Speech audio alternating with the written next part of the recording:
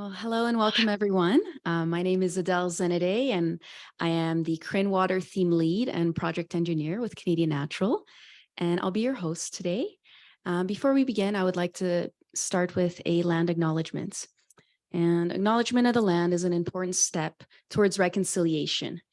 And in the spirit of reconciliation, we acknowledge that we live, work, and play on the traditional territories of the Blackfoot Confederacy, including Siksika, the Kainai, the Piikani, and the Treaty 7 tribes comprised of Tsuut'ina and the Stoney Nakoda nations, as well as the Métis Nations, Métis Region number 3, and all the people who make their homes here in Southern Alberta.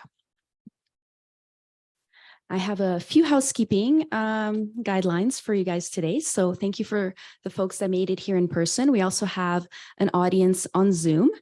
And for the in-person audience, please do not join the Zoom webinar, as this will create feedback issues in this space. And we will have a Q&A at the end. So if you have a question, please raise your hand and Amber will kindly bring you a microphone around, and please say your name and your affiliation and then ask your question to our speakers. And for our virtual audience, please use the Q&A feature at the bottom of your screen, include your name and affiliation. And if we require you to elaborate further, CRIN staff will say your name and unmute your microphone for you to ask your question. So folks in the room, welcome again, and please help yourselves to some coffee and some snacks / breakfast, courtesy of Canadian Natural, who is our sponsor for this event. So today we have 3 speakers from the water theme, and they're going to be sharing updates on their technologies and the benefits that these have to the oil and gas sector and beyond. And so without further ado, I'll introduce our first speaker, Jane Cavanagh with Scovan Innovations. Jane has been a professional engineer for nearly 20 years, and she is now the vice president of Scovan's newest division, Product Innovation. She has both a bachelor's and master's degree from the University of Saskatchewan in mechanical engineering, and she lives here with her young daughters and her husband in Calgary. So Jane, would you like to come up here?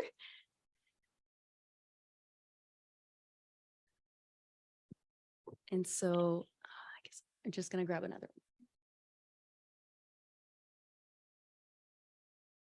So before you dive in, I do have some rapid fire questions as an icebreaker, if you're ready. So what was your first job ever? My first paying job, I worked at a Shell gas station. Fun. Okay. What is your favorite food? I would have to say it's probably steak. Oh, nice. True Albertan at heart, right? And last question, a little bit harder, but is there one word that comes to mind when you think back on your innovation journey so far? This is a bit of a tough one. A multitude of words come to mind, but I'm going to pick fun. Oh, awesome. And so I'll let Jane take it away on the HipVap IFSG commercial pilot demo. Thank you. Awesome. Thanks, Adele.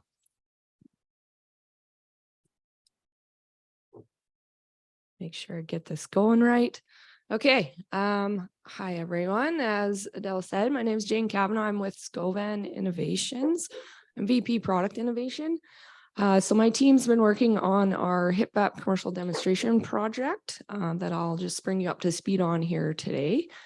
So we're going to skate through just our project objectives, where we are to date, all the fun we've had along the way, some collaboration opportunities, and our next steps.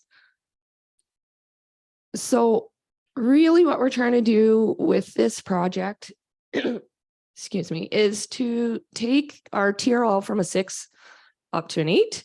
And then the secondary objective is we do have an artificial intelligence / machine learning component that we've added onto this project largely through the CRIN funding. And that's going to help us de-risk the technology for adoption.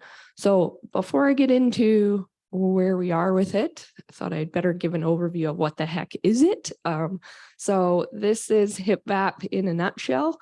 It was developed specifically with an eye to making steam generation cheaper and more environmentally friendly in the SAGD industry. So schematic here, pretty straightforward. The emulsion comes up from the well. You have to separate it. Then you get produced water off your separator vessel. Your oil is going to go through its normal oil treating process. But now with HipVap, we don't have water treatment. We take the produced water at pressure, at temperature, we convert it into steam through the HipVap unit, which is essentially a tube-in-tube heat exchanger. So the water's cross-exchanged with a thermal hot oil fluid that's fired by an external boiler. And then we only generate about 20% quality steam right within the unit. So we keep this tube surfaces wetted. And then there's a steam separator on the back end. So you still get 100% quality steam going down your pipeline to your wells. But then we recycle most of the water. So we're still targeting a 95 to 98% total conversion of produced water to steam. We do have to inject some chemicals.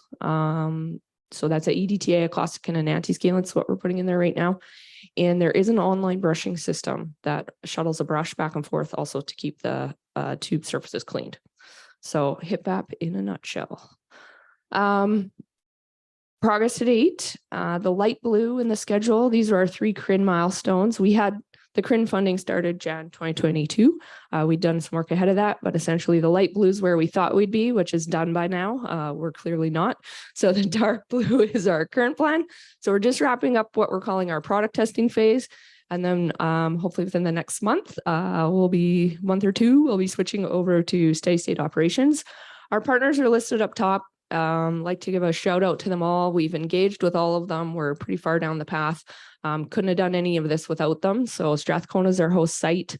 Drish is our partner. The rest of the Scovan group of companies we've been working with for the engineering and actually the build of the vessel. So everything was built in Alberta, which is pretty cool. And then, yeah, like I said, we had some Alberta Innovates funding and then also the CRIN funding as well. So yeah, there's some proof. Construction's complete. There's it in the field. So the little building on the right is where the HipVap exchangers are. The building on the left houses the hot oil heater. That's live at Lindbergh's SAGD facility up by Bonnyville. We've been making steam, which is great. The July was still commissioning. August, we did all our baseline testing on boiler feed water. That went great. Then in September, we switched to produced water, well, de-oiled water and then produced water. And then we started having all the fun I'll get into on the next slides. But you can see we've made some great headway this year. We've had pretty good runtime these last couple months, pretty consistent results runtime. And May is actually our top producing month on produced water. So we feel like we've turned the corner, which is great. So on the AI front, we have also made some pretty good progress. So this is a live digital twin model. So that's again, the facility. This is live. This is linked to our data coming from the field. So you can zoom into anything on this slide and click on it and it'll give you the readout. So zoom into a pressure transmitter, click on it, give you current, and it'll give you trends, anything on there. Also on the right-hand side, you can click through, it's linked, it'll take you to PNIDs and whatnot. So it's fully active and live, which is great.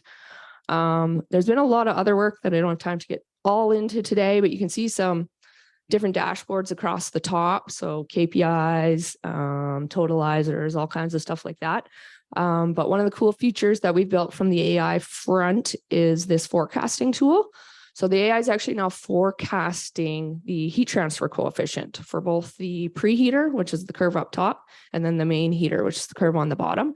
So the red line on here is the current moment in time. And then that black line is the AI forecasting the heat transfer coefficient in the future. And then blue is obviously actuals. So it's starting to become a tool we can use to help get ahead of any issues that we may have. There's a secondary feature here that's also built where you can actually click on this and you can get a waterfall plot that's going to tell you then what variables are contributing most positively and negatively to that heat transfer coefficient. So it's helping the operators know what to do ahead of time before we get into any trouble. So making some good headway there, which is cool. The fun we've had along the way. So that first one, I would say is quite frustrating because a lot of our schedule delays and challenges were what I'm calling non-technology related equipment failures. So literally we weren't even testing HipVap. We went, it was a pilot, we were trying to save money, we bought lower end equipment and it broke. But I'm talking normal equipment like a flow meter and a control valve and a switching valve. So here's people going, why isn't HipVap working? And I'm like, well, we haven't tested it yet. Other stuff's breaking. So we probably should have, in hindsight, spent a little more money and saved ourselves that trouble because we wasted more money and time than we should have. So lesson learned for next time. I'll be able to tell the bosses. But yeah, but I think we've broke everything now and fixed it. So we should be good, knock on wood. The second one is definitely HipVap related. This was my biggest concern.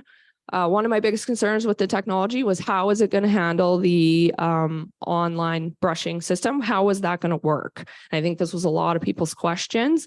And if I'm being honest with you, at first it didn't.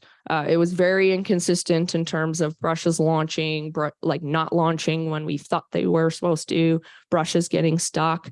The team's done a great job, though, of fixing this. So we've actually completely redesigned the brush design itself. And we've made multiple small tweaks to the launcher catcher system, and it's now working very reliably. When we launch a brush, it goes and it gets to the other side, and then we send it back. So that's great, and the team's done an amazing job there. The anti-scalant, I think, was just a bit of an oversight on our part. The bench test had concluded that the anti-scalant was not doing anything, so we didn't put it in the pilot from day one. And as soon as we switched to produced water, we were experiencing much higher levels of scale than we were expecting. So we had to scramble and get another chem skid in there. Luckily, we did have spare quills, so it wasn't too much of a downfall, but probably something we should have just been more prepared for from the start. And then the bottom one's pretty much innovation 101. Like, that's why we're doing this. Every time someone goes, hey, we should have done this, we put it in the pilot or in the commercial design. So that's why we're doing this project. And then some collaboration opportunities. We do see some areas where we could improve that. If there's anyone out there listening wants to get in contact with us, we'd be happy to chat. If there's an opportunity to further reduce the carbon footprint, like this is overall more energy efficient, which then has a lower CO2 footprint than the incumbent technologies, but it's not net zero, right? So we're still firing a gas heater and producing CO2. So if someone has, I know there's CO2 capture technologies, you know, it's a huge thing. If someone has a startup, they maybe want a host to, you know, bolt it on the back end of our system, check it out, come talk to us. We'd be willing to chat and see if there's an opportunity there. Maybe even, you know, an electric fired heater that runs off a greener power source, something like that. Come chat with us. The chemical is a large contributor to our op costs. Like everything else, we can go, hey, we're way better than the incumbents. When we get to op cost, it's only moderately better. So if there's a chemical vendor out there that thinks there's a cheaper way to do this, we'd be happy to chat with you. And then also end users. Like we've set our testing, we have a path we think we're going down, but ultimately we want to make sure that what we're proving out through this application is going to give the end users, our future customers, enough information to make that commercial purchase. So get in contact with us if you're interested. We would like to run tests to, you know, make sure we're getting over that final hurdle of adoption. And then the next steps are pretty straightforward. It's just finish the schedule I put on the first slide. But like I said, we're wrapping up product testing. Right now, we're just trying to set the parameters that we want to run for steady state. So we're working through what is the optimal chemical concoction, and then also what's the optimal brushing frequency, set our operating parameters, and then switch over to steady state. At the end of steady state, we'll try again to break this thing with oil and solids and all that fun stuff. We are planning a site tour with prospective clients, possibly for the end of August. So if there's interest in that, please reach out. And then obviously continue to gather data, because our AI guys need more and more data, the better they can build. So we're working on soft sensors and some other things like that. So we'll keep progressing that. And then obviously any lessons learned we continue to gather along the way. I'll go through to our commercialization efforts. I believe that is it.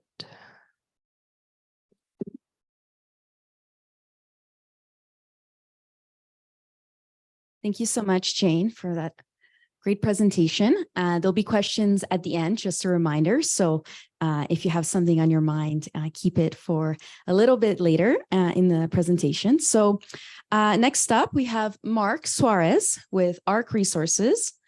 And he's going to speak to us about his technology on high saline produced water treatment with ultrafiltration. Mark, if you'd like to come up here, I'll introduce you to the group. So Mark is currently the supervisor of operations planning at ARC Resources. He graduated from the U of A. Oilers fan? No. Okay, with a bachelor's in chemical engineering in 2011. And he joined ARC right after he graduated. And the last 12 years, he's held various roles from field optimization, production engineering, water and operations planning in the company. And so you're not off the hook just yet. I've got some rapid fire questions for you as well, Mark. And so first question, what was your first job ever? My first job ever was picking up garbage at a campground that I worked for ice cream cones because I was only 10 years old. Oh, very environmentally friendly first job. Second question, favorite food, if you can pick one. Probably cheeseburgers. Oh, nice. Love a good cheeseburger. Anywhere in particular here in the city? Briggs has a really good cheeseburger. Yeah. Okay. Noted. And last question, what word comes to mind when you think of your innovation journey?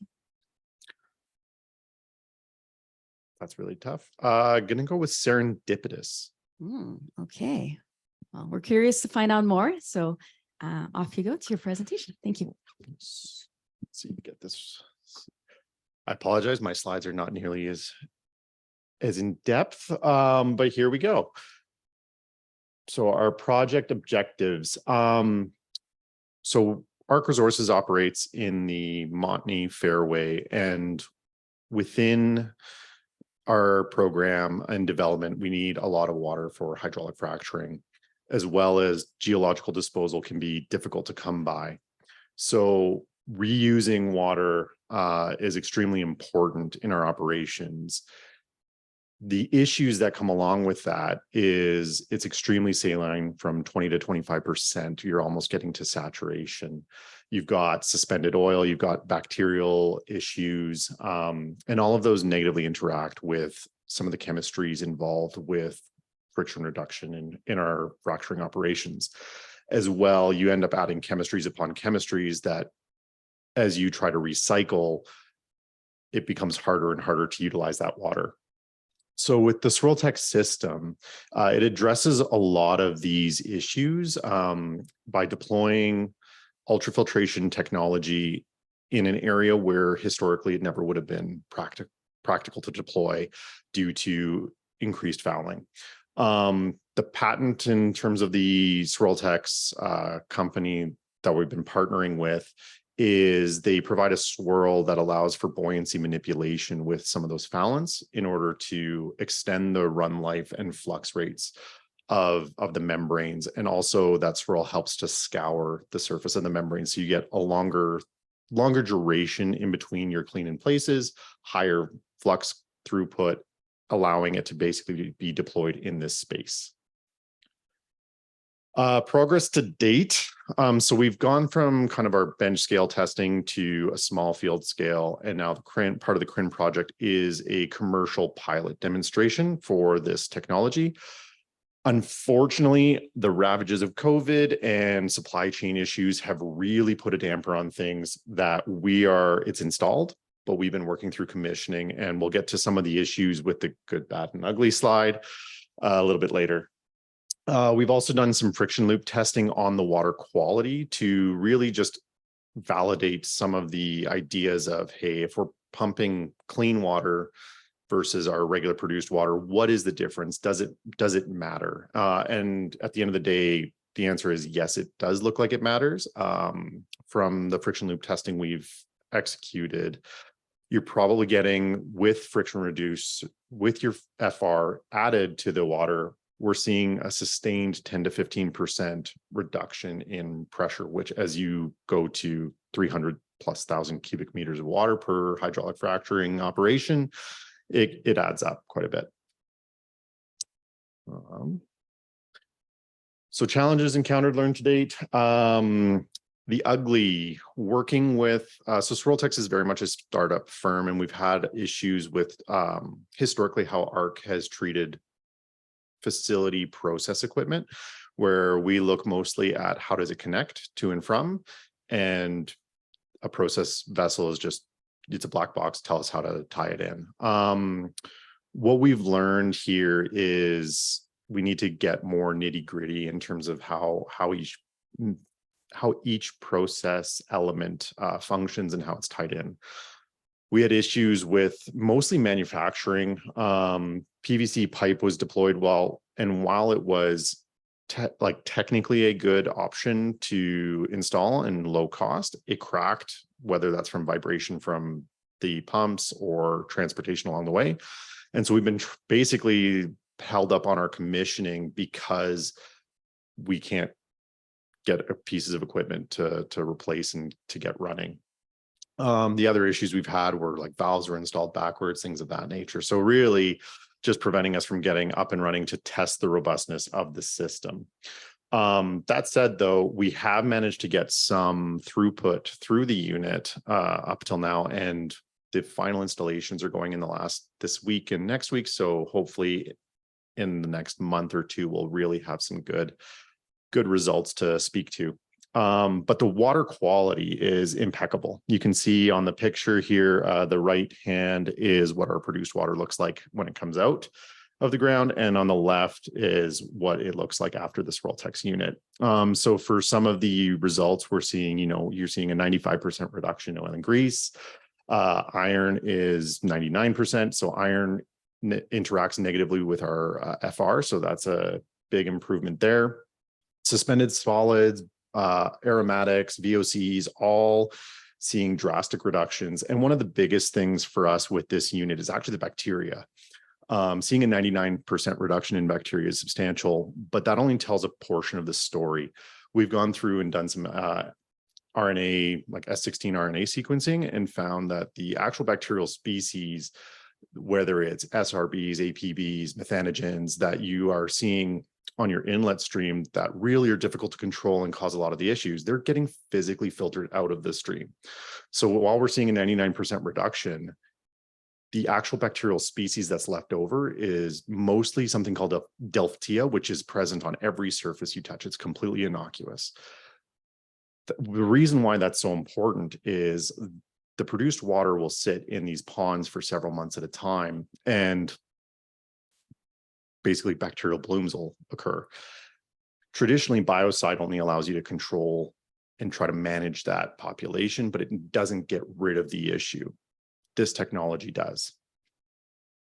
Collaboration opportunities.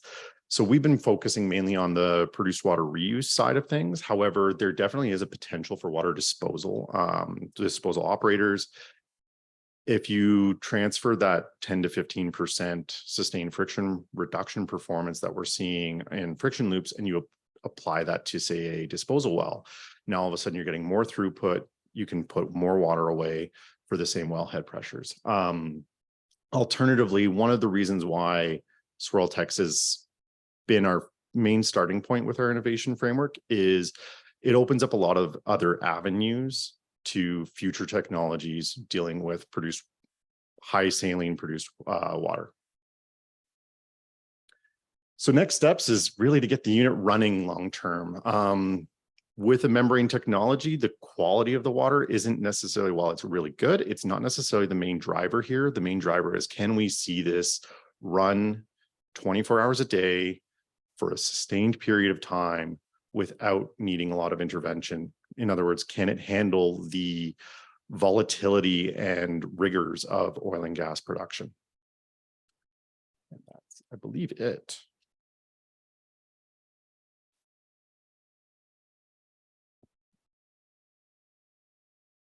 Thank you so much, Mark.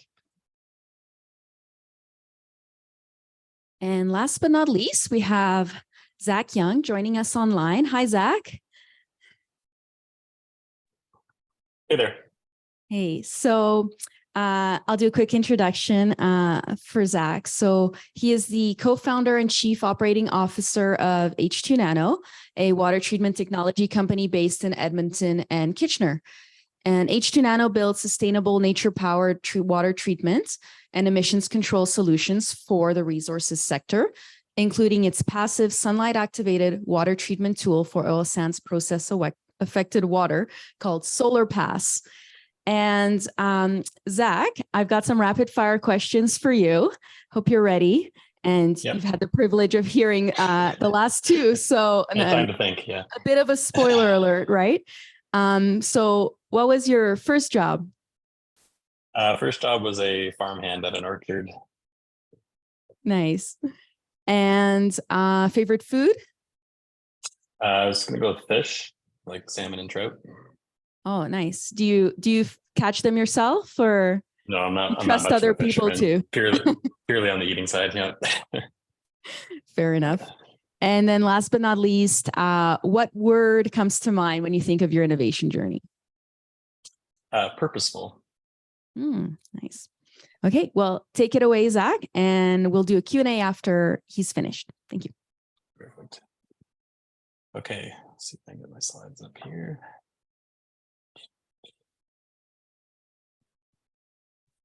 All right. Is it showing okay on your end? Yes. Okay, perfect. So thanks so much for the introduction and following up, I guess, with the last presentation here on H2 Nano's technology. So as was introduced, we're one of the CRIN projects, and we're a water treatment technology company working in this project on developing the technology further for its application in oil sands process affected water treatment for surface mining operations. So I'll tell you a bit about that project today. Just at a high level introduction to H2 Nano, the company, SolarPass is the primary technology we're working on for this project, although as a general overview of what we're working on is material systems and process designs that enable us to use nature power, in this case sunlight, and the energy from the environment to be able to conduct water treatment at a level that is similar in strength and treatment potential to conventional chemical systems, but with the benefit of that being off-grid and passive. And so we do this through a combination of the specialty in the nano component is some advanced materials design on those materials, and then we use that for treatment and systems that we've designed to integrate within a sort of passive treatment landscape and natural remediation systems. So SolarPass was the first technology we were developing and the focus for this project, though I'll make a quick comment and note on some of the developments out of advancing it, and that this project will also sort of indirectly support as far as technologies for some advanced evaporation and emissions control as well. So focusing in on the problem that or the challenge that we're addressing within this project and the trajectory for us in the oil sands mining sector, is harkening back to the COSIA passive organics treatment challenge, which was some of the genesis of H2 Nano as a company and the research project that it spun out from the University of Waterloo, where there's a large volume of stored tailings water, process affected water in surface mining operations. And though there are still development of regulations ongoing, and a component of this project is certainly feeding new information and knowledge towards those conversations on the science side, we're looking to develop this technology as a potential solution to move away from conventional treatment processes that would otherwise be potentially using either membrane separation or chemical oxidation systems that require grid energy for their operation. And so the idea behind this technology was being able to marry those two ends of things, that a natural treatment process, but with the chemical strength of a chemical oxidation system. And so that's where H2 Nano's technology comes in. So SolarPass is, in a short description, a floating material buoyant catalyst. So similar to the catalytic converter in your car, it continuously uses an energy source to facilitate a chemical reaction. In this case, it's converting the water into treatment chemicals in place. So you can think of it as little chemical factories operating at the surface of the water that enable us to conduct treatment in place, either in an existing pond or as a built for purpose structure that the water's passing through. So in the schematic here, you can see the idea is that we're deploying this as an outflow to or potentially integrated within some of the tailings pond structures that the water would pass through a system with a certain exposure to sunlight energy and our material that we can calibrate based on the water quality. We conduct that treatment, transfer some of those difficult to degrade and complex organic molecules into more biodegradable and lower aquatic toxicity compounds, and then the outflow from that process would potentially go to other downstream treatment steps before that water may be at the target quality. And so the premise and the idea here is that this is a system that can be deployed into place, operated for an extended period of time, and serviced periodically without the need for that grid energy or replacing a chemical or absorbent through the process. And it itself is a non-hazardous material, and in this case, being able to reduce that overall footprint, both from a waste and GHGs perspective. So briefly commenting on some past data that I can share as we're working away on this project now. The key outcomes from this technology is accelerating that removal of aquatic toxicity to some of the standard aquatic bioassays. In this case, we were typically testing for trout and fathead minnow mortality. So just to give you a picture that we greatly accelerate, and within a usually a 1 to 2 day contact time in a typical summer solar dose, we're able to bring that toxicity down to below a significant factor. And then with that too, as well, we're progressively degrading and removing some of the dissolved organic compounds, including naphthenic acids, as well as PAHs and other potential contaminants of concern. And so the premise here is that treatment is happening with greater solar doses, further extent of treatment. We can rapidly reduce some of that toxicity by transforming the molecules and then progressively degrade them. And so with that, we've been able to demonstrate that we can bring the NAFCs, the naphthenic acid compounds, and their toxicity down to low levels, and with an accelerated reduction in that toxicity. And so the idea there is that progressive treatment and being able to deploy this technology in whatever settings necessarily dictate that extent of treatment for different water qualities at different mine sites. So bringing this into CRIN then, the application of this technology is now focused on bringing that to site and scaling up and integrating that with other treatment systems that are envisioned for this sort of passive treatment landscape. And so H2 Nanos had a good running start in support from both COSIA as one of the early ETAP program development that was done with those mine partners in COSIA, as well as support from Alberta Innovates that's then led to this CRIN project, where we're focusing on scaling up the technology for on-site operation and demonstration at late stage TRL, as well as that integration with some of the other processes for treatment, such as wetland systems. And so some quick highlights on where we're at today, although not a lot of data that's ready for the streets yet. We're working away on some of the pre-pilot testing activities that have been ongoing for testing our technology in combination with wetland systems. So that progress has been looking great so far, and seeing that our treatment has worked well in combination there. And then with that at the same time, a parallel track of doing the engineering development and preparation for some of that on-site testing that, as was commented in the previous presentation, some delays based on the outflows from the COVID pandemic, but we are making great progress towards readiness for that and some further unit testing before we go to on-site operations. So I guess with that too, just wanted to highlight one other component that, the ultimate goal for this program is for us to utilize CRIN support to make a large jump in the system readiness and pre-commercial demonstration of a representative system for solar paths. And this is the culmination of a lot of work that's gone into understanding how our technology, photocatalysis, can be used for that treatment process.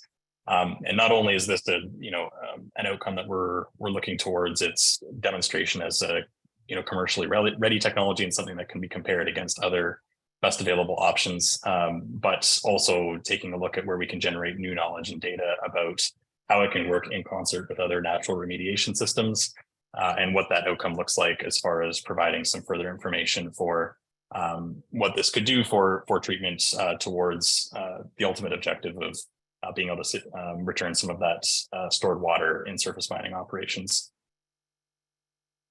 Now, I mentioned a couple other things that I'll just use the benefit of a slightly longer presentation slide here to highlight as well too. Part of this platform has been translating that into some other areas.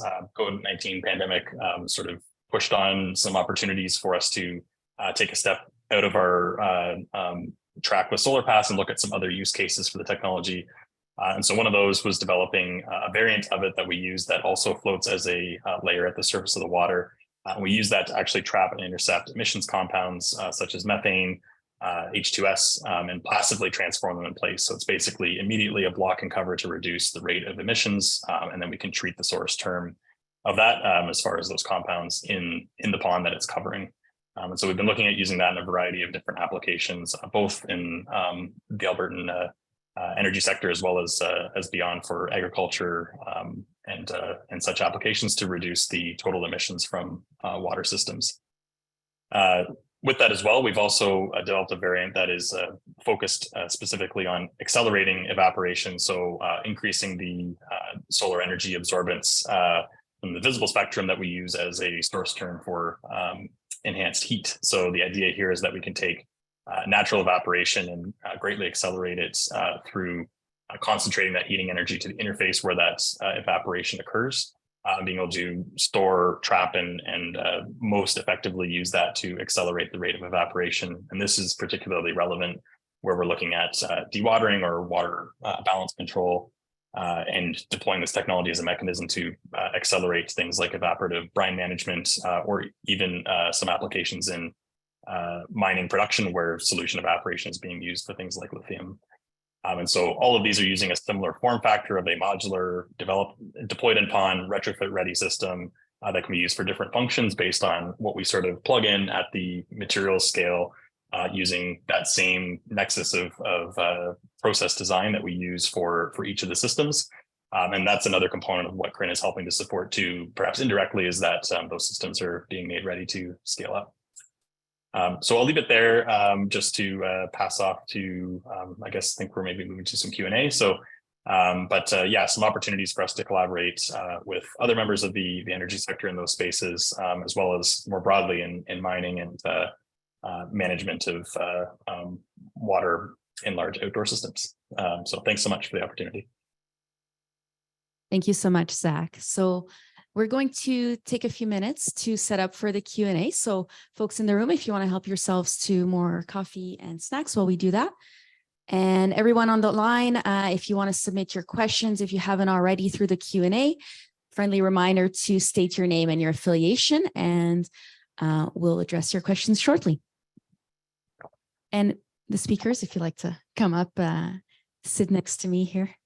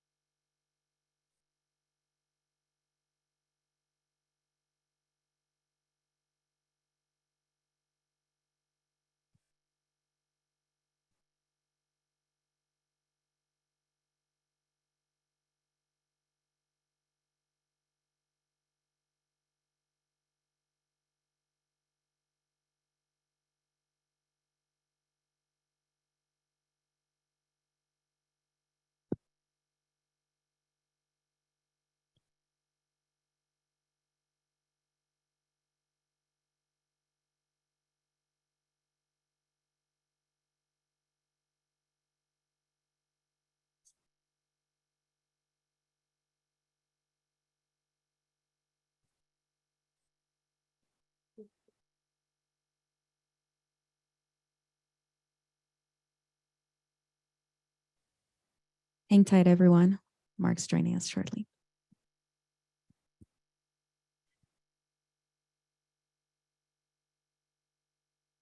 He had to quickly go get a cheeseburger. Okay, well, thank you so much for your wonderful presentations. Before we take questions in the audience or online, I do have a question for you folks. And Zach, you kind of spoke to this a little bit more. So I'm curious to hear from Jane and Mark, if you can speak to applications of your technology for other sectors or industries beyond oil and gas. Yeah, absolutely. So we're targeting SAGD first, I think, because we're most familiar with it and it's our easiest break-in application. But really, HipVap would be transferable to any industry where your water quality is not great and you need steam. It's not industry specific. Yeah, I would agree. Like the Swirltex technology is fairly agnostic to what industry. It's more about having a low quality water inlet and a high quality outlet. So as an example, I know Swirltex is in discussions with mining applications, even going kind of completely off on a tangent, is they're working with some rail operators for cleaning the rail cars. There's a lot of grease and contaminants that get brought about from that, and being able to recover that water and reuse it versus just the current avenues of disposal. And Zach, I'll give you an opportunity if you wanted to add anything else. Not specifically, although maybe as a comment to some good connections through the CRIN network. A call with Mark last week actually about some potential use for the Oasis technology. So very local one between the two of us here. Yeah. Great. Okay, so any questions in the audience? If you raise your hand, I'll bring a mic out to you. Yeah, thanks. Great projects, great presentations all. Thank you so much. My question's for Jane. With the HipVap, you talked about the brushes and some issues you had with them, but I'm just really curious, like, how do those brushes actually work? So the analogy that we've been telling people is it's like brushing your teeth. Like if you brush your teeth frequently, twice a day, and then by the time you go to the dentist a year from now, you don't have very much plaque buildup on your teeth. If you didn't brush your teeth all year, there'd be an enormous amount of plaque buildup by the time you went. So that's like a layman's analogy, but really what we're trying to do is not allow anything to deposit on the tube surface that then would allow the scale to start forming. So we cycle them back and forth just to keep the surface clean frequently. Thanks. Okay, we got another question in the audience here. And a friendly reminder, please introduce yourself and your affiliation, if you don't mind. Everybody knows you, Glenn. It's okay. Sure. I'm Sadiqeh from Innovate Calgary. Thank you very much for the presentation. It's really interesting. Goes with my background. So I have a question for Jane. You are reducing the quantity of water or steam for SAGD by purifying the produced water, right? The water that is produced or after treatment, you recover part of that water and then add it to the mainstream for injection as well again? Yes, we're not necessarily recovering more water. We just don't require upfront produced water treatment. So we're targeting 95 to 98% conversion of the produced water to steam, which is fairly equivalent to, say, an evaporator drum boiler setup right now. So it doesn't have anything with the produced water after production to be cleaned up or be used again for injection? Well, it does go back downhole. Like it's 95 targeting 95% to 98% conversion. That all goes downhole. That all comes back upstream, but that's not significantly different than what's going on right now in industry. Okay, so right now in industry, they use fresh water, right, for producing a steam, for generating a steam. Or so In most, no, like the AER mandates a recycle rate where at least 90% of your water needs to be recycled. So yes, there is a small makeup freshwater stream, but yeah, I don't think that's the major difference between our technology and the incumbents. okay, thank you so much. If I can add to that, Jane, I think to help the conversation further. So I think what you're proposing is an alternative to the existing water treatment trains that are currently being used in SAGD and steam flood, and not something completely different from the ins and the outs. It's just the units that are in between. Correct. And actually what it is we do not require water treatment. So your entire water treatment train goes away. So right, like if you go back to the picture I had, after the free water knockout, typically there's produced water coolers. You have to cool the water, bring it down to atmospheric pressure and temperature so you can treat it. And then you either go through, like you go through a whole bunch more filters, and then you typically go to warm line softening and once through steam generators, or you go to evaporators and drum boilers. And there's a massive amount of capital intensity and then also energy requirements and wasted energy in terms of like we remove all that equipment, and then we also don't drop the temperature and pressure to atmospheric where you currently have to do all that treating steps, only to have to return that energy to the system. So from a less wasted energy, like you draw the black box around the system, we're more energy effective, less net overall CO2 emissions because of that. And then much more capital favorable because we've got rid of a bunch of the treatment steps. And then the other thing this does is it opens up potentially pad-based steaming applications, because now you don't have a giant facility you have to build. You just have to build the oil train, not the water train. And that could actually, then you eliminate surface pipelines, which then has a further effect on reducing environmental footprint because now you don't have to worry about the caribou running into the pipelines and all that good stuff. Wonderful. Any more questions here in the room? Oh, we got one here in the back. My name is Jacob Dennis. I'm from Scovan. I'm the development engineer for HipVap. So I had a question for Mark. First of all, great presentation. So I understand the Soltech technology is basically a membrane technology, but you have the additional Sol. So the question is, have you tested the membranes with the Sol and without the Sol, and what's the kind of percentage improvement in performance? Yeah, you bet. So as part of our initial field pilot, we did want to test, okay, how quickly do these membranes foul if we are not utilizing that swirl?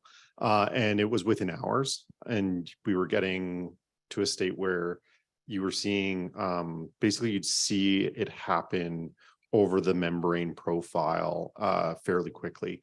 So your first, they're about 1.5 meters long membranes set in trains, and you would just knock one after the other. And actually recovering them was significantly, it presented a lot of difficulties where we actually lost a few membranes completely.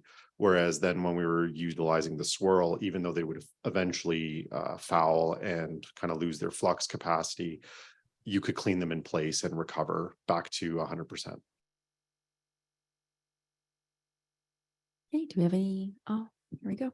One more. Hi there, Nick Robbins, Boston Consulting Group, BCG. Just have a quick question. I suppose for all panelists here, in terms of how you look at TRL and kind of prioritizing or triaging your portfolio. So elaborate on that quickly. When you look at progressing from like TRL 6 to an 8 or 9, what's governing or dictating that roadmap for one or several of your technologies? Is it trying to open up that gate to non-dilutive financing? Is it more funding? Is it more industry collaboration? Is it any kind of associated clout, credibility, cachet that comes with that TRL hitting a radar or some kind of external benchmark? Just opening the doors for more financing. Just be curious to hear about how you're thinking around that. The panel Sure, has I can voted, go Zach, first, I guess. that you take it. Yeah.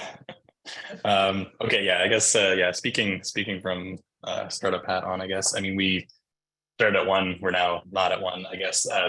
It's a matter of, I think, just each of the stages and steps in that tree, I think, is a different season of sort of what the greatest barriers and demands are for the next step. So, when I think about stuff that's in the earlier stage, TRL, at least for us as a business, where we're putting resources into that is sort of, attention or contrast, at least being somewhat resource limited as a startup business. How much time do we invest in the other new thing that's earlier stage versus, pure focus on just that single track of trying to get the most mature one across the finish line.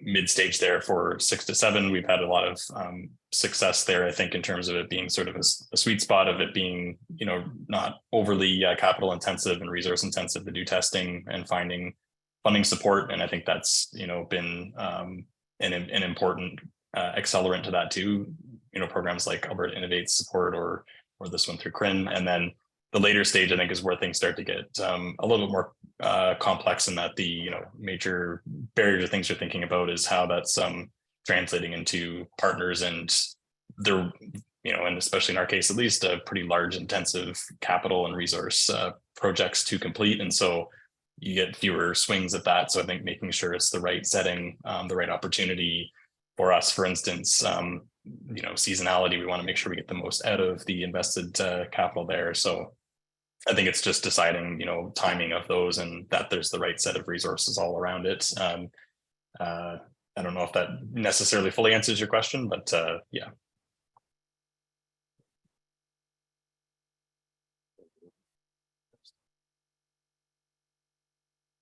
Yeah, I guess I can add just a little more context specific for HipVap. We acquired it specifically with the goal of commercializing it. So for us, it was a pretty clear next step that we needed to undertake, a commercial demo to continue advancing it. But I would say for us, we wouldn't have proceeded with that step if we hadn't been able to unlock these funding, the funding that we've got through Alberta Innovates and CRIN. So it was, the project specific competitions opening up, providing that opportunity for us to secure funding to help us get to that next step. And I guess from our end, being on the producer side of things, it's a lot about deal flow management and capital allocation and risk mitigation. So when we look at all of the different technologies that kind of come across our plate, it also has to fit in with what's kind of the long-term vision within that. So for instance, on water, how does it solve a particular problem? And then what is the scale of that issue that it could resolve? So whether it's, TRL 1 or 6, it's less about the technology readiness at that point than what is the ultimate size of the prize that it could unlock. And is there a contingent technology that is required before you can, so like as an example, do you need a swirl tech system to get you to the starting gate of a desalination technology as an example? And depending on what that size of economic impact is, will really help drive how many resources we put behind something. Thank you. Great discussion. Do we have any questions online? No questions online. Any more from folks in the room?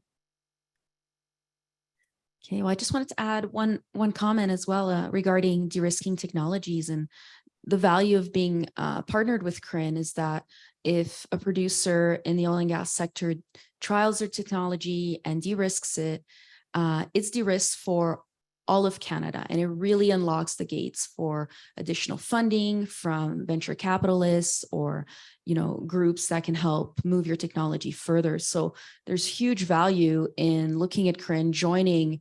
It's free to join, and looking into if we can partner to help de-risk your technologies in the way that our presenters today have been able to, because it's kind of a stepping stone to opening other doors for that technology. And as we know, it's a long journey from TRL 1 to 9. And I think as you get further down the road, things come up that you didn't expect, and you incur, as Jane said, fun things that start to happen right along the way. So it's really important to have partners to back you, and also to talk to other people in the same situation, or perhaps in similar trials, so that you can share your experience and knowledge and not start from ground zero. Because I know the entrepreneurial journey can feel somewhat isolating. And just know that you're not alone, and there's lots of people here that want to cheer for you and support. So with that being said, I'll take any last questions in the room if there's something on anyone's mind. If not, I'll thank our presenters today. So thank you, Zach, Jane, and Mark, for your wonderful presentations. Just know that the recording will be available online. We encourage you to go check it out, share it with your networks. If you have follow-up questions, you can connect with myself on LinkedIn. You can check out our LinkedIn page, the Clean Resource Innovation Network Water Technology Development LinkedIn group. It's a long name, but it's worth it, I promise. And feel free to reach out to our presenters if you have suggestions or comments that came up later for you. And with that being said, we'll do a bit of networking here in the room if you want to stick around and mingle with the speakers. And thanks again, everyone.